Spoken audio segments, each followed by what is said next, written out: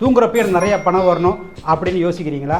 அப்படின்னா நீங்கள் தரணிதரன் ஒரு செல்ஃப் மேடு என்டர்பிரனருடைய லைஃப் ஸ்டோரியை தெரிஞ்சுக்கிட்டீங்க அப்படின்னா நீங்களும் உங்களுக்கு பிடிச்ச வாழ்க்கையை நல்லா சம்பாதிச்சுக்கிட்டு எப்படி வாழலாம் அப்படின்றதுக்கான கரெக்டான ஒரு பாதையை அது கொடுக்கும் அப்படின்னு நான் முழுமையாக நம்புகிறேன். இன்ஸ்டாகிராமில் எப்படி ஜெயிச்சாரு அப்படின்னு உங்ககிட்ட பகிர்ந்துக்க தான் நான் விரும்பினேன். His life was completely inspirational.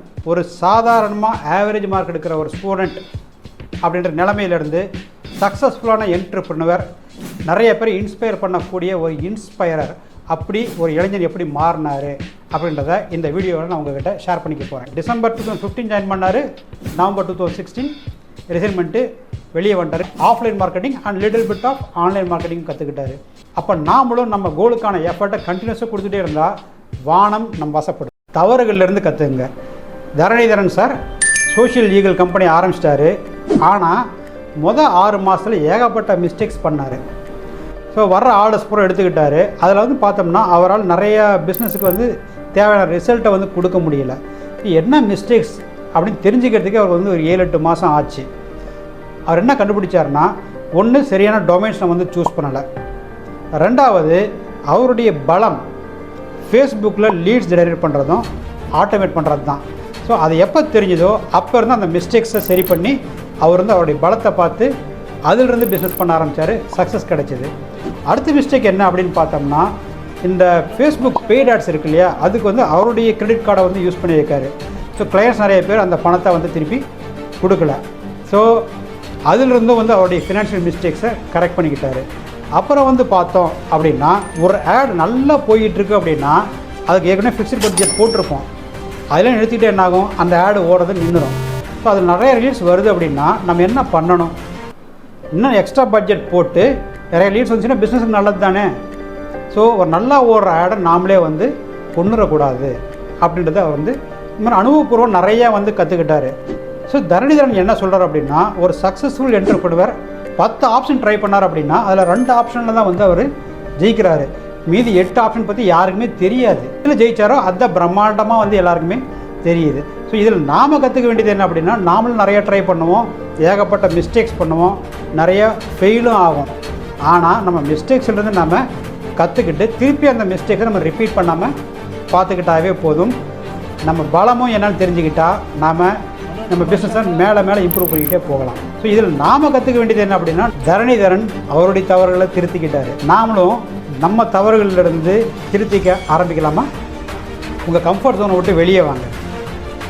Dharanidharan sir வில்லேஜிலேருந்து வந்தவர். ஸோ நார்மலாக வில்லேஜ்லேருந்து வர்றவங்க ஒரு இன்ட்ரோவர்ட்டாக இருப்பாங்க. மற்றவங்க கூட வந்து சகஜமாக பேசி பழகிறதுக்கு கொஞ்சம் கூச்சப்படுவாங்க. ஆனால் இவர் கான்ஷியஸாக அதை வந்து உடைச்சி நொறுக்கி நெட்வொர்க் க்ரியேட் பண்ணியிருக்காரு. அவருடைய ஃபஸ்ட் ஆர்டரே வந்து பார்த்தோம் அப்படின்னா, ஒரு ஈவெண்ட்டில் கலந்துக்கிட்டப்போ அதிலேருந்து ஒரு கோ பார்ட்டிசிபெண்ட் மிஸ்டர் ஹேமச்சந்திரன் மூலமாக தற்செயலாக வந்த ஆர்டர் தான். கம்பெனியே க்ரியேட் பண்ணல அப்போ அவர். அப்படி வந்து ஒரு ஆர்டர் தான் அது. அதுக்கு அடுத்த மாதமே வந்து பார்த்தோம்னா இன்னொரு ஆர்டர், அது வந்து 8 மாதத்துக்கு கண்டினியூஸாக நடக்கக்கூடிய ஒரு ஆர்டர் கிடச்சிது. அதுக்கப்புறம் பார்த்தீங்கன்னா அவர் வந்து இன்ஜினியரிங் காலேஜஸுக்கு மார்க்கெட்டிங் நிறையா பண்ணார். அதுக்கான பிராண்ட்ஸ் நிறையா வந்து பில்டு பண்ணார். இந்த ஈவெண்ட்ஸ் இல்லாமல் அவர் இந்த பிஎன்ஐயில் ஒரு ஆக்டிவ் மெம்பராக இருந்திருக்காரு. அது இல்லாமல் junior chamber international and Rotaract club இதெல்லாம் வந்து பார்த்தோம்னா ஒரு கீ பொசிஷனில் இருந்திருக்காரு. இன்னொன்று இதில் வந்து அவர் நிறையா வந்து நெட்வொர்க் வந்து க்ரியேட் பண்ணியிருக்காரு. இது இல்லாமல் லிங்க்டின் இதெல்லாம் போய் கூட அவர் வந்து நெட்வொர்க் நிறையா க்ரியேட் பண்ணிட்டார். 2018 டோனி ராபின்ஸுடைய ஒரு மோட்டிவேஷன் ப்ரோக்ராம் சிங்கப்பூரில் வந்து ஆர்கனைஸ் பண்ணாங்க. அது ஒரு 4 நாள் ப்ரோக்ராம். இவருக்கு ரெஜிஸ்டர் பண்ணிட்டாரு. அந்த ப்ரோக்ராம் ஆரம்பிக்கிறதுக்கு முன்னாடி ஒரு 6 நாளைக்கு முன்னாடி ஒரு சிங்கப்பூர் போய் லேண்ட் ஆகிட்டார். அங்கே போகிறதுக்கு முன்னாடியே இவர் ஏற்கனவே நிறைய அப்பாயின்மெண்ட்டை ஃபிக்ஸ் பண்ணிட்டார். நெட்வொர்க் இருந்துச்சு இல்லையா, அவங்க கூட ஏற்கனவே வந்து அப்பாயின்மெண்ட் ஃபிக்ஸ் பண்ணிவிட்டு அந்த 6 நாளும் யாராக்கிட்டலாம் அப்பாயின்மெண்ட் ஃபிக்ஸ் பண்ணியிருந்தாரோ எல்லாரையும் பார்த்து பேசி அந்த ப்ரோக்ராம் ஆரம்பிக்கிறதுக்கு முன்னாடியே எக்கச்சக்கமான புது கிளையன்ஸ் அவர் பிடிச்சி வச்சுக்கிட்டாரு. இன்றைக்கி டேட்டில் வந்து பார்த்தோம் அப்படின்னா ஒரு பெரிய பெரிய பிராண்டுக்கெலாம் மார்க்கெட்டிங் பண்ணிகிட்டு இருக்காரு, நெஸ்லே, போலோ இந்த மாதிரி. ஸோ அப்போது நாமளும் வந்து நம்ம பிஸ்னஸில் முன்னேறணும் அப்படின்னா நமக்கு எது கம்ஃபர்ட்டோ அதிலேயே உட்காந்துருந்தோம் அப்படின்னா மேலே வரவே முடியாது. தரணிதரன் சார் அவருடைய கம்ஃபர்ட் ஜோனை விட்டு வெளியே வந்து சூப்பராக ஜெயித்தார். நாமளும் நம்ம கம்ஃபர்ட் ஜோனை விட்டு வெளியே வந்தோம்னா நமக்கு கிடைக்கக்கூடிய வெகுமதி பிரம்மாண்டமாக இருக்கும். தடைகளை படிக்கல்லாக மாற்று. தரணிதரன் சாருடைய லைஃப்பில் எந்த விதமான இஷ்யூ இல்லாமல் ஸ்மூத்தாக போயிட்டுன்னு நாம் நினச்சிட்டு இருக்கிறோம். ஆனால் எந்த என்டர்பிரினருடைய லைஃப்லேயும் ஸ்மூத்னஸ்லாம் கிடையாது, ஏகப்பட்ட ப்ராப்ளம்ஸ் வரும். அதில் ஒன்று பார்த்தோம் அப்படின்னா, இந்த 2016 காலகட்டத்தில் எம்ப்ளாயிஸ் சேலரி கூட கொடுக்க முடியாமல் அவர் வந்து தவிச்சிட்டு இருந்திருக்காரு. ஸோ அதுக்கு என்ன பண்ணுறதுன்னு யோசிச்சுக்கிட்டு அவர் டீ கடையில் உட்காந்துருக்கிறப்போ அவங்க அம்மா கிட்டேருந்து ஒரு ஃபோன். ஸோ அவங்க அம்மா வந்து பிஸ்னஸ் எப்படி போகுது, எப்படி இருக்கிற அப்படின்னு பேசிகிட்டு இருக்கிறப்போ இவர் பதில் சொல்கிறப்போ இவருடைய வாய்ஸில் அந்த டோனை வச்சு அவங்க அம்மா கண்டுபிடிச்சிட்டாங்க, ஏதோ ஒரு இஷ்யூ இருக்குது அப்படி சொல்லி கண்டுபிடிச்சிட்டு அவங்க சொன்னது என்னென்னா, பிஸ்னஸ்னால் 1008 ப்ராப்ளம் வரத்தான் செய்யும், ஆனால் நீ வெளியே வரக்கூடாது, குவிட் பண்ணக்கூடாது அப்படின்றத ரொம்ப கிளியராக சொல்லிட்டாங்க. ஸோ இது வந்து அவருக்கு வந்து இந்த ஸ்பீச் சோர்ந்து போகிறப்போ ஒரு மோட்டிவேஷ்னலாக யாரோ ஒரு தோல் தட்டி கொடுத்தாவே போதும், அது நமக்கு வந்து யானை பலத்தை கொடுக்கும். அந்த யானை பலம் எந்த லெவலுக்கு இருந்துச்சு அப்படின்னா, வெகு விரைவில் அவர் வந்து 6 lakhsக்கான ஆர்டரை ஈஸியாக பிடிச்சிட்டாரு. 2020 வாக்கில் இந்த கோவிட் வந்தப்போ அவர் என்ன யோசிச்சார்னா, நான் அப்போ வந்து டீமோட்டிவேட் ஆகி உட்காந்துருந்தப்போ எங்கள் அம்மாவுடைய ஸ்பீச் தான் எனக்கு வந்து மோட்டிவேட் பண்ணிச்சு. இந்த டைமில் உலகமே டீமோட்டிவேட் ஆகி கிடக்குது, நான் ஏன் வந்து அவங்கள மோட்டிவேட் பண்ணக்கூடாது, எனக்கு எங்கள் அம்மா கிடைச்சது மாதிரி நான் வந்து ஏன் வந்து அவங்களுக்கு இருக்கக்கூடாது அப்படின்னு யோசித்தார். அப்போ அவர் ஆரம்பித்த ப்ரோக்ராம் தான் 5 AM 21 days சேலஞ்ச். அப்படின்னா என்னென்னா 5 மணிக்கு டெய்லி எந்திரிக்கணும், 21 நாளைக்கு கண்டினியூஸாக. ஸோ அந்த டைம் ஏன் எந்திரிக்கணும், அந்த டைம் எந்திரிச்சா இந்த பிரெயினில் தீட்டா வேவ்ஸ் அப்படின்னு சொல்லிட்டு ஒரு ஃப்ரீக்குவன்சி வேலை செய்யும். அது என்ன அப்படின்னா, அப்போ நம்ம எதை பற்றி யோசிக்கிறோமோ பார்க்குறோமோ படிக்கிறோமோ அது வந்து ஆள் மனசில் ஈஸியாக பதியும்.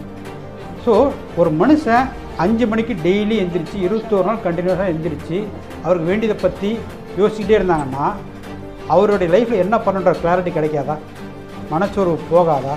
ஸோ இந்த நல்ல இன்ட்ரெஸ்டோடு தான் ஆரம்பித்தார். ஸோ அப்போ வந்து பார்த்தோம் அப்படின்னா நிறைய பேர் வெபினார் ரெக்கார்டர் வீடியோ வச்சு வெபினார் தான் எடுத்துகிட்டு இருந்தாங்க. ஆனால் இவருடைய மோட்டிவ் ரொம்ப ரொம்ப கிளியர், அடுத்தவங்கள கண்டிப்பாக ஹெல்ப் பண்ணணும் அப்படின்றது தான். அதுக்காக எந்தளவு ஹார்ட் ஒர்க் பண்ணார் தெரியுமா?